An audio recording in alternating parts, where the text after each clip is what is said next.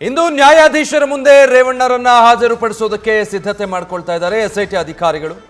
ಮಧ್ಯಾಹ್ನ 2 ಗಂಟೆ ನಂತರ ಹಾಜರುಪಡಿಸೋದಕ್ಕೆ ಎಸ್ಐಟಿ ಟೀಮ್ ಸಿದ್ಧತೆ ಮಾಡಿಕೊಳ್ತಾ ಇದೆ. ಇವತ್ತು ಅವರನ್ನ ಟೆನಿಕಾಸ್ಟ್ ನ್ಯಾಯಾಧೀಶರ ಮುಂದೆ ಹಾಜರುಪಡಿಸಲೇಬೇಕು.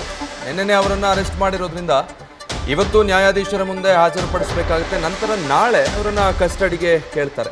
ಬೆಂಗಳೂರಿನ ಕೋರಮಂಗಲ NGVನಲ್ಲಿರುವಂತಹ ನ್ಯಾಯಾಧೀಶರ ಮನೆಯಲ್ಲಿ ಅವರನ್ನ ನ್ಯಾಯಾಧೀಶರ ಮುಂದೆ ಹಾಜರುಪಡಿಸ್ತಾರೆ. ನಿನ್ನೆ ತಡರಾತ್ರಿವರೆಗೂ ಕೂಡ ರೇವಣ್ಣರ ವಿಚಾರಣೆಯನ್ನು ನಡೆಸಿದೆ ಎಸ್ಐಟಿ ಟೀಮ್.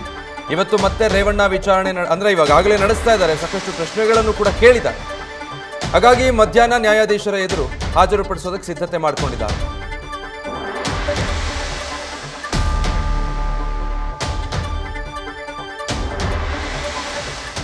ಡೀಟೇಲ್ಸ್ ಕೊಡ್ತಾರೆ ಚಂದ್ರಶೇಖರ್, ಲೈವ್ ನಲ್ಲಿ ಜಾಯ್ನ್ ಆಗ್ತಾ ಇದ್ದಾರೆ. ಚಂದ್ರಶೇಖರ್, ಈಗಾಗಲೇ ಎಸ್ಐಟಿ ಟೀಮ್ ಪ್ರಶ್ನೆಗಳ ಮೇಲೆ ಪ್ರಶ್ನೆಗಳನ್ನು ಕೇಳ್ತಾ ಇದ್ದಾರೆ ರೇವಣ್ಣರಿಗೆ ಅನ್ನೋ ಮಾಹಿತಿ ಒಂದು ಕಡೆ.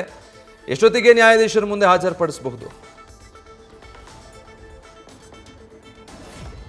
ವಿಜಯ್, ಏನೀಗಾಗಲೇ SIT ಅಧಿಕಾರಿಗಳು 2 ಗಂಟೆ ನಂತರ ರೇವಣ್ಣ ಅವರನ್ನ ನ್ಯಾಯಾಧೀಶರ ಮುಂದೆ ಪ್ರೊಡ್ಯೂಸ್ ಮಾಡಬೇಕು ಅಂತ ಹೇಳಿ ಸಿದ್ಧತೆಗಳನ್ನು ಮಾಡ್ಕೊಂಡಿರುವಂತಹದ್ದು. ಸ್ಥಳೀಯ ಪೊಲೀಸರಿಗೂ ಕೂಡ ಮಾಹಿತಿಯನ್ನು ನೀಡಿ ಎಸ್ಕಾರ್ಟನ್ನು ಕೊಡಬೇಕು ಅನ್ನುವಂಥದ್ದು. ಯಾಕೆಂತಂದರೆ ಹೈ ಪ್ರೊಫೈಲ್ ಕೇಸ್ ಆಗಿರೋದ್ರಿಂದ ಮತ್ತು ಹಾಲಿ ಶಾಸಕರಾಗಿರೋದ್ರಿಂದ ಸಾಕಷ್ಟು ಜನ ಏನಾದರೂ CID ಮುಂದೆ ಸೇರಿಬಿಟ್ರೆ ಮತ್ತೆ ಕಷ್ಟ ಆಗುತ್ತೆ ಅನ್ನುವಂಥ ನಿಟ್ಟಿನಲ್ಲಿ ಈಗಾಗಲೇ 2 KSRP ತುಕಡಿಗಳನ್ನು ಕೂಡ ನಿಯೋಜನೆ ಮಾಡಿ ಸಾಕಷ್ಟು ಭದ್ರತೆಯನ್ನು ಕೈಗೊಂಡು ಅದಾದ ನಂತರ ಸ್ಥಳೀಯ ಒಂದು ಠಾಣೆಗಳ ಏನು ಇನ್ಸ್ಪೆಕ್ಟರ್ಗಳಿಗೂ ಕೂಡ ಮಾಹಿತಿ ನೀಡಿ ಎಸ್ಕಾರ್ಟನ್ನು ನೀಡಬೇಕು ಅನ್ನುವಂಥ ಮಾಹಿತಿಯನ್ನು ಕೂಡ ನೀಡಿರುವಂಥದ್ದು. ಅದಾದ ನಂತರ ಮೊದಲಿಗೆ ಏನು ಈಗಾಗಲೇ ವಿಚಾರಣೆಯನ್ನು ಶುರು ಮಾಡಿರುವಂಥ SIT ಸಾಕಷ್ಟು ಪ್ರಶ್ನೆಗಳನ್ನು ಕೇಳಿ ಅದಾದ ನಂತರ ಕೆಲವೊಂದು ಏನು ನಿನ್ನೆ ಬಂಧನ ಆದಾಗಲಿಂದ ಕೂಡ ಈವರೆಗೂ ಕೂಡ ಯಾವುದೇ ರೀತಿಯಾದಂತಹ ಸಕಾರಾತ್ಮಕವಾದಂತಹ ವಿಚಾರಣೆಗೆ ಒಂದು ಸ್ಪಂದಿಸ್ತಾ ಇಲ್ಲ ಅನ್ನುವಂತಹದ್ದು ಸದ್ಯಕ್ಕೆ SIT ಅಧಿಕಾರಿಗಳು ಹೇಳಿರುವಂತಹದ್ದು. ಹಾಗಾಗಿ ಎಲ್ಲೊಂದು ಕಡೆ ಈಗಲೂ ಕೂಡ SIT ಅಧಿಕಾರಿಗಳ ಯಾವುದೇ ಪ್ರಶ್ನೆಗೂ ಕೂಡ ಸರಿಯಾದ ಉತ್ತರ ನೀಡದೆ ಮೌನಕ್ಕೆ ಶರಣಾಗ್ತಾ ಇದ್ದಾರೆ ರೇವಣ್ಣ ಅಂತ ಹೇಳಲಾಗ್ತಾ ಇದೆ.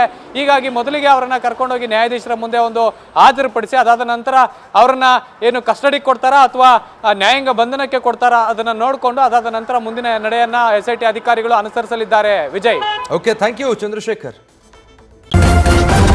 ನ್ಯೂಸ್ ಫಸ್ಟ್ ನಿರ್ಭೀತಿಯಿಂದ ನಿಮ್ಮ ಪರವಾಗಿ.